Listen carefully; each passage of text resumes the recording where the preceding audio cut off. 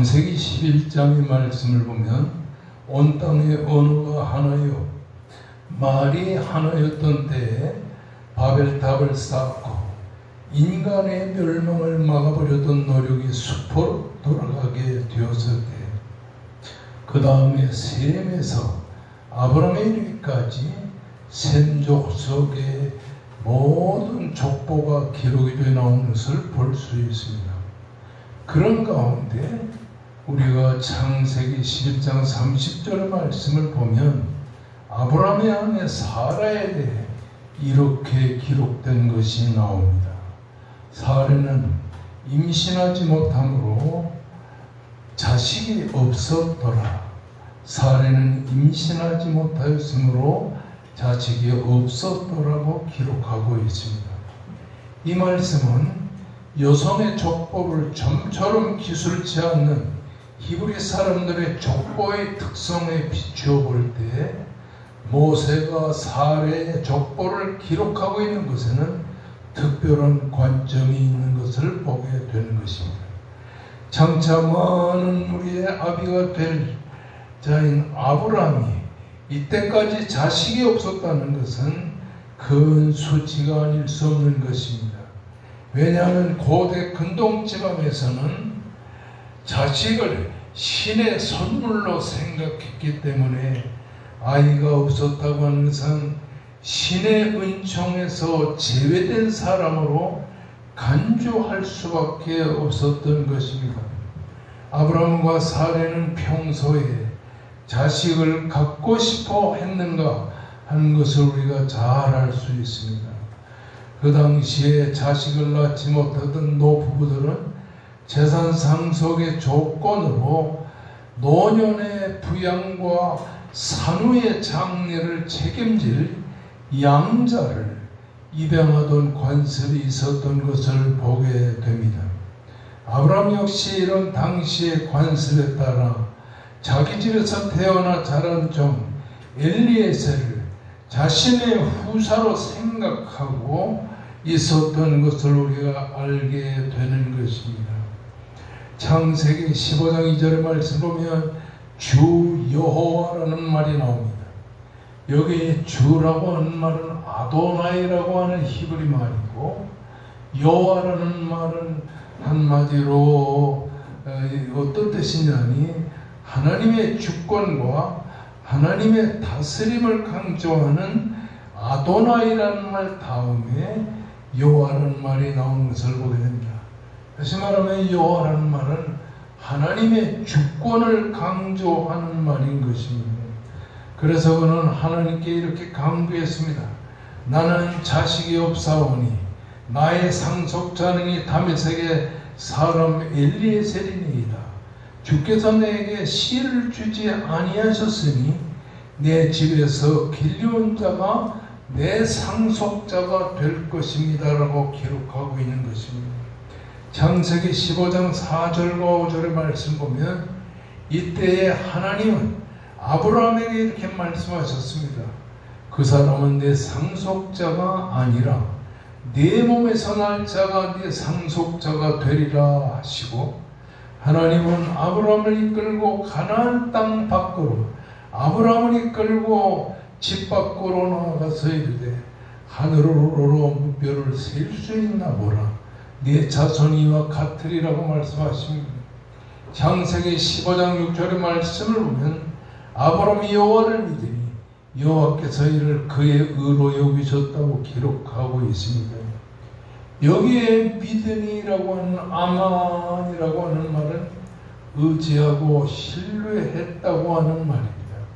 아브라함이 후손에 대한 하나님의 약속을 인격적으로 신뢰하고 그 말씀에 전적으로 의지했다고 하는 말이 되겠습니다. 창세기 15장 7절의 말씀을 보면 또 그에게 이르시되 나는 이 땅을 네게 주어 소유를 삼게 하려고 너를 갈대아인의 우리에서 이끌어낸 여호와니라고 기록하고 있습니다. 그런가 하면 그가 이르되 주 여호와여 내가 이 땅을 소유로 삼은 것을 무엇으로 할 수 있으리까 라고 말할 때 여호와께서 그에게 이르시되 나를 위하여 3년 된 암소와 3년 된 암염소와 3년 된 수양과 산비둘기와 집비둘기 새끼를 가져올지니라고 말합니다. 그리고는 여호와께서 아브라함에게 이르시되 너는 반드시 알라. 네 자손이 이방에서 객이 되어 그들을 섬기겠고 그들을 400년 동안 네 자손을 괴롭게 하리라. 그들의 섬기는 나라를 내가 징벌할지며 그 후에 네 자손이 네 큰 재물로 나오리라고 강조하고 있는 것입니다. 네 자손은 4대 만에 이 땅으로 돌아오리니 이는 아모리족 속에 죄악이 아직 관영하지 아니함이니라고 말하고 있습니다. 아브라함과 사라에게는 자식을 갖기 위한 두 가지 방법을 성경이 기록하고 있는 걸 볼 수가 있습니다. 먼저는 창세기 16장 1절과 2절의 말씀 보면 아브라함의 아내 사레는 출산하지 못하였고 그에게 한 여종이 있으니 애굽 사람이요 이름은 하갈이라고 말합니다. 고대 지방 그 당시에는 자녀가 없으면은 양자라도 드리는 방법이 있었습니다. 그래서 그 늙은 부모들이 죽을 때에 그 양자들이 그 부모의 장례를 준비하기까지 이 자식들이 양자의 자리에서 있었던 것을 보게 됩니다. 아브라함의 사례는 출산하지 못하였고 그에게 한 여종이 있으니 애굽 사람이여 이름은 하갈이라 그랬습니다. 그 당시에 안방 마님에게는 이 외국의 사람들을 자기 집으로 불러들여서 하나의 여종을 삼았는데 여기에 아브라함의 아내 사라에게는 애굽 사람이자 이름은 하갈이라고 하는 여자가 몸종 노릇을 하고 있었습니다. 사라가 아브라함에게 말했습니다. 여호와께서 내 출산을 허락치 아니하셨으니 원하건대 내 여종에게로 들어가라. 그가 내가 그로 말미암아 자녀를 얻을까 하니라 하매 아브라함이 사라의 말을 들으니라. 아브라함이 그 가나안 땅으로 들어오던 그때는 75세의 나이였습니다. 그런데 75세의 나이에 이제 가나안에 들어와서 자식 없이 살던 아브라함이 10년 후인 85세에 아브라함의 아내 사라의 몸종인 하갈과 혼인을 하여 86세에 이스마엘을 낳게 되는 것을 보게 됩니다. 여기에 하갈의 그 하갈을 말을 듣고 아브라함이 그 사라의 말을 듣고 하갈을 택하여 아내로 삼고 그리고는 86세에 이스마엘을 낳은 것은 완전한 인본주의적인 방법으로 이 하갈을 통해서 자식을 낳은 것을 말하게 되는 것입니다. 이렇게 그 당시에는 이 아시아 일대 그리고 하란을 통해서 많은 세상 문물을 보게 된 그 아브라함의 아내 사레가 거기서 몸종 하갈을 통해서 자식을 낳게 되는 것입니다. 그런데 창세기 17장 1절 말씀에서 21절까지를 보게 되면 무슨 말이 많이 나오냐면 언약이라는 말이 많이 나옵니다. 너는 나와 더불어 언약을 맺을지며 생명의 언약을 맺을지며 이렇게 언약이라는 말이 많이 나오는데 그 언약이라는 말은 한마디로 약속을 말합니다.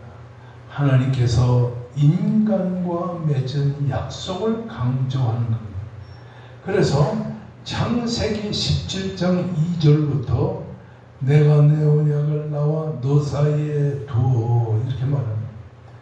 그리고는 계속 생명의 언약, 참된 언약, 생명의 언약으로 복을 삼아 이런 말들이 계속 나오는데 이 언약이라고 하는 이 말은 내가 그와 언약을 세우리니 그러니 하나님께서 그 이삭이라는 아들을 낳게 되면 이삭과 더불어 하나님이 언약을 세우리라는 말을 계속 하고 있는 것을 보게 되는 것입니다.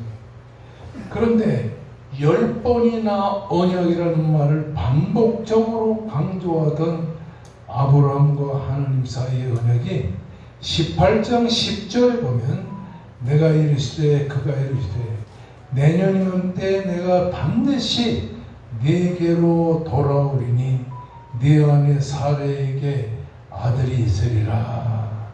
하나님께서 아브라함과 말씀할 때 내년 이맘때에 내가 네게로 돌아오리니 네 안에 사레에게 아들이 있으리라고 말씀합니다.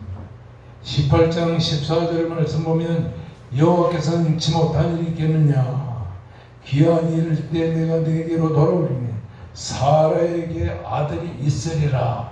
이렇게 또 한 번 말씀하시는 것을 보게 되는 것입니다.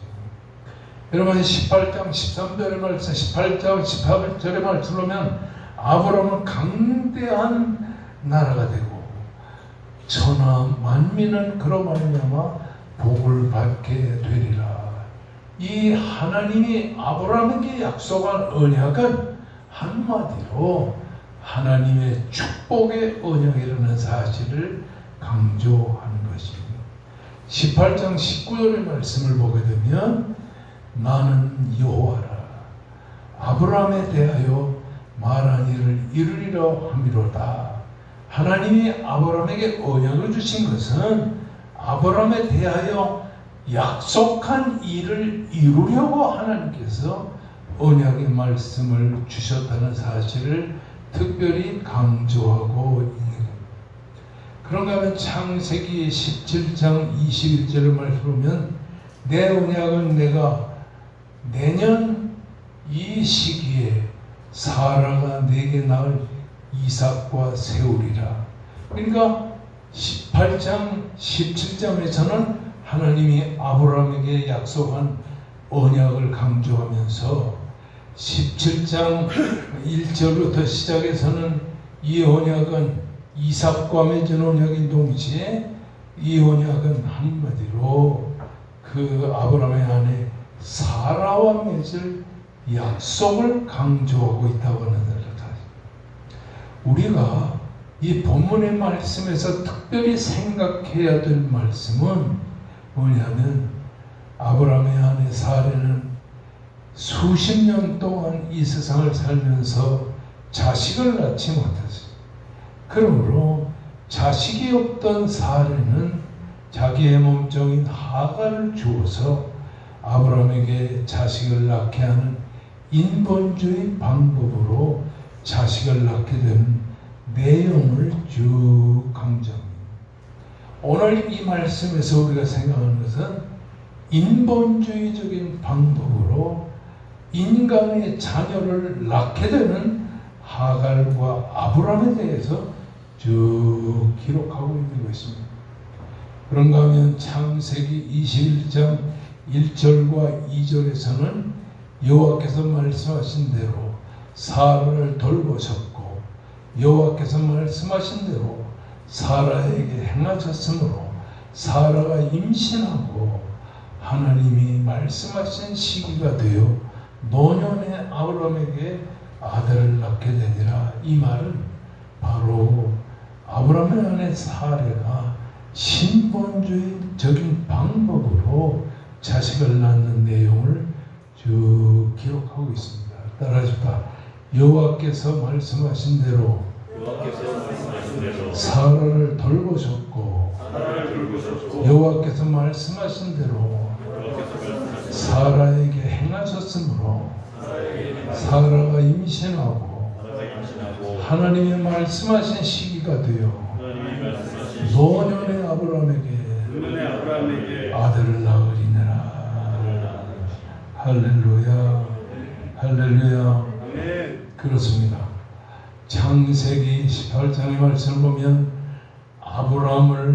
아브라함에게 자식을 낳게 하기 위해 사라가 그 아브라함에게 자식을 낳게 하기 위해서 애굽의 여인인 하갈과 관계를 맺고 인본주의적인 그런 관계 속에서 하나님께서 자식을 갖게 하기 전에 이미 인간의 생각과 방법으로 자식을 낳는 인본주의적인 그 출산에 대해서 쭉 강조합니다. 그 사라의 그 몸종인 하갈이 자식을 낳고 나서 그 광야 사막에서 살면서 얼마나 고생했습니까? 뿐만 아니라 그 광야의 사막에서 그 이스마엘이 태어남으로 말미암아서 오늘날 중동 지방의 그 많은 인물들이 바로 이 사라의 몸종인 하갈의 후손이라는 사람. 그러니까 이 이스라엘의 그 아들 아브라함의 아들 이삭의 후손과 그리고 하갈의 후손인 이스마엘 족속과 지금 4,000년의 신앙이 그 4,000년의 신앙 그 시간이 흘렀음에도 불구하고 이 두 민족은 계속해서 아브라함의 아들 이삭과 이스마엘의 족속들이 간구하고 싸우는 것을 볼 수가 있다는 것을 보게 되는 것입니다. 그리고는 창세기 21장에서는 하나님께서 약속하신 말씀대로 사라를 돌보셨고 여호와께서 말씀하신 대로 사라에게 행하셨고 사라가 임신하고 하나님의 말씀하신 시기가 되어 노년의 아브라함에게 아들을 낳게 하는 신본주의적인 출생의 시간을 쭉 보여주는 것을 보게 되는 것입니다. 하나님 중심의 삶이냐 아니면 인간 중심의 삶이냐를 놓고 지금 간구하고 있는 것을 이 본문에서 특별히 생각하게 되는 것입니다. 이렇게 아브라함과 그의 아들 이삭을 통해서 우리가 배우게 되는 것은 무엇이냐 하면 인간 중심의 출생을 위하여 인본주의적인 삶으로 하갈을 통해 이스마엘을 낳은 그것을 통해서 이스마엘의 후손이 어떻게 오늘에 이르기까지 잘못된 생을 살아왔는가 하는 것을 보게 되고 그리고는 하나님의 뜻을 따라서 하나님이 시키시는 대로 말씀한 대로 이 사라를 돌보셨고 여호와께서 말씀하신 대로 사라에게 행했고 사라가 임신하고 하나님의 말씀하신 대로 시기가 되어 노년의 아브라함에게 아들을 낳는 인본주의냐 신본주의냐를 통해서 아브라함의 가정이 어떠한 인생을 살게 되느냐 하는 것을 보게 되는 것입니다. 우리는 이 세상을 살면서 인본주의적인 이 출생을 했던 이 하갈의 삶을 생각하지 말고 신본주의적인 삶을 통해서 하나님 중심으로 이 이삭을 낳게 되는 그 과정을 쭉 공부하면서 우리는 신본주의적인 삶으로 인생의 삶을 살아야 될 것을 특별하게 이 본문을 통해서 생각하게 되는 것입니다. 우리가 이삭을 통해서 또 한 가지 배울 수 있는 것은 뭐냐 하면은 예수 그리스도의 삶을 배우게 되는 겁니다.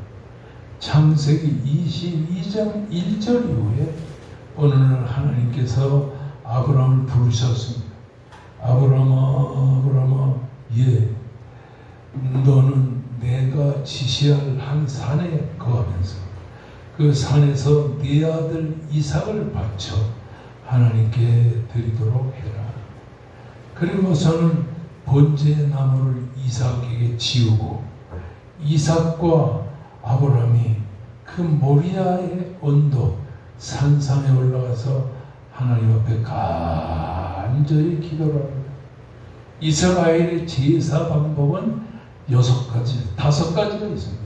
그 5가지 제사 방법 중에 하나가 하나님께 헌신하여 드리는 번제가 되겠습니다.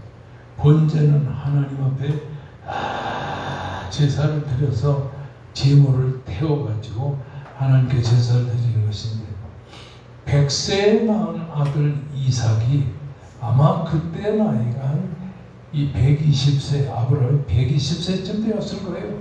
그 120세의 아들 그 이삭이 20세쯤 되었을 때에 그 이삭을 하나님 앞에 번제로 드리는 헌신의 제사로 드리는 그 내용을 쭉 이 본문에서 기록하고 있는 아브라함이 몸종들을 데리고 그 이삭과 함께 그 번제의 나무를 지어가지고 그 모리아산으로 올라갈 때 그 모리아산 밑에서 몸종들에게 말합니다.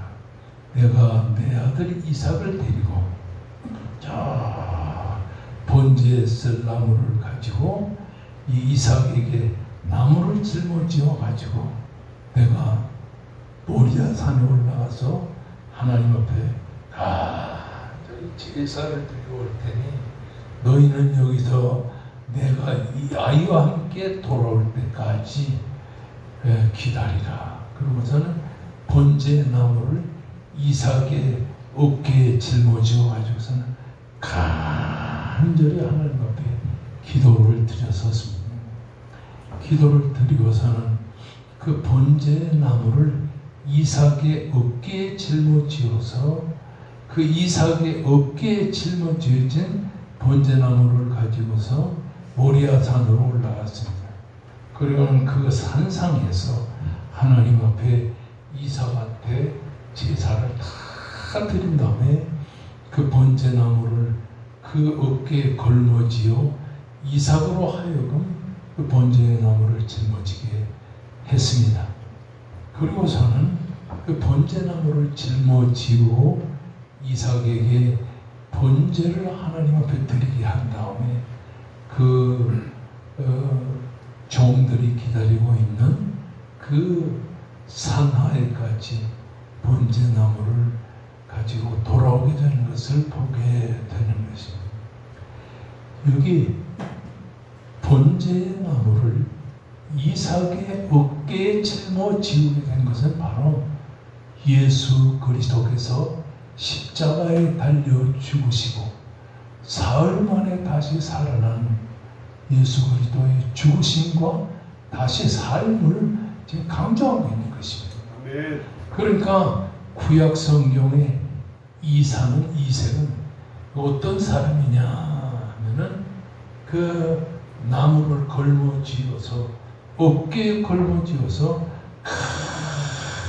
간절히 모리아산까지 올라가서 거기서 번제나무를 태워서 하나님 앞에 제사를 드리는 것은 예수 그리스도가 십자가에 달려 죽으실 때 그 예수 그리스도가 그렇게 자신이 짊어지어질 십자가에 죽으실 그 십자가를 지금 상징하는 것입니다. 이렇게 예수 그리스도가 자신이 걸머질 십자가를 이제 번제나무로 상징하여 지금 십자가상에 죽으실 것을 이삭이 번제나무를 짊어지고 그 모리아산으로 가신 것을 말합니다. 모리아산까지 사흘 동안 간절히 그 번제나무를 걸머쥐어 올라가는 것은 예수 그리스도가 십자가를 걸머쥐고 사흘 만에 죽으셨다가 다시 사실 것을 강조하고 있는 겁니다. 그러므로 예수 그리스도가 이삭이 번제의 나무를 걸머지고 지금 사흘 동안 그 모리아 산으로 걸어 올라가신 사건을 통해서 우리 예수 그리스도는 십자가에서 죽으시고 다시 사심으로 죽었다 사흘 만에 다시 살아나실 것을 강조하고 있는 것입니다. 우리는 예수 그리스도가 십자가에 달려 죽으심을 이삭이 사흘 동안 모리아 산으로 번제의 나무를 걸머지고 올라가신 것을 상징적으로 보여준다고 하는 사실인 것입니다. 자, 그 다음에 창세기 26장 12절부터 14절에 보면 이삭이 그 땅에서 농사하여 그 해에 100배나 얻었고 여호와께서 복을 주심으로 그 사람이 창대하고 왕성하여 마침내 거부가 되어 양과 소가 떼를 이루고 종이 심히 많음으로 블레셋 사람들이 그를 시기하였다. 그러니까 이런 과정을 쭉 거치므로 이삭이 블레셋 땅에서 농사를 할 때 그 해에 100배나 얻었고 정말 그 사람 이삭이 창대하고 왕성하여 마침내 거부가 되어 양과 소가 떼를 이루었다. 한마디로 말하면 이삭은 하나님의 축복을 받으면서 인생을 살았다는 것을 특별히 강조하고 있는 겁니다. 여기서 우리가 하나님이 축복하신 하나님의 백성에게는 하나님께서 100배나 축복을 얻고 복을 받고 창대하게 될 것을 특별히 강조하고 있는 것입니다. 오늘 이 본문의 말씀을 통해서 우리가 생각할 것은 우리는 이삭이 정말 하나님의 뜻과 섭리를 따라서 세상을 살 때 하나님의 약속의 말씀을 의지하고 세상을 살아야 될 것을 강조하고 그리고 모리아 산상에 올라가 사흘 동안 거기서 모리아 산상에까지 오르고 그리고 모리아 산상에까지 나무를 걸머지고 올라가는 것은 예수 그리스도가 십자가에 달려 죽으실 그 십자가를 이 번제나무로 비유하여 지금 예수님이 십자가에 달려 죽으시는 그 죽으심을 통해서 우리는 하나님의 말씀대로 살아야 될 것을 특별히 강조하고 있습니다. 하나님의 백성은 하나님의 말씀을 통해서 이 세상을 살아갑니다. 그러면 하나님이 100배나 축복하시고 복을 주시고 창대케 하시고 그리고 하나님의 백성들에게 형통하게 하실 것을 특별히 강조하고 있습니다. 아브라함의 인생의 삶 속에서 배우게 되는 것은 뭐냐? 예수 그리스도가 십자가에 달려 죽으실 것을 암시하는 예수 그리스도의 십자가의 죽으심을 예표하는 이 이삭의 그 삶을 통해서 우리는 예수로 말미암아 죽고 예수로 말미암아 다시 사는 이런 신앙적 은혜의 삶을 살아가게 되는 것을 배우게 되는 것입니다.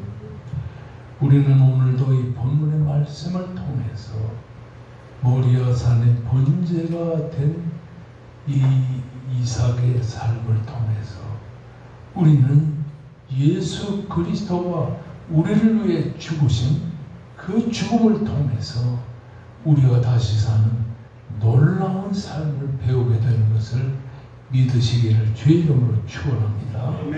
이제 우리 다 같이 하나님 옆에 간절히 통성 기도할 때 두 손 높이 들고 쫙 하고 우리가 부르짖을 때에 오 전능하신 하나님 아버지, 우리가 이 세상을 살면서 정말로 믿음의 은혜와 사랑으로 승리하는 우리가 되도록 돌아보아 주옵소서.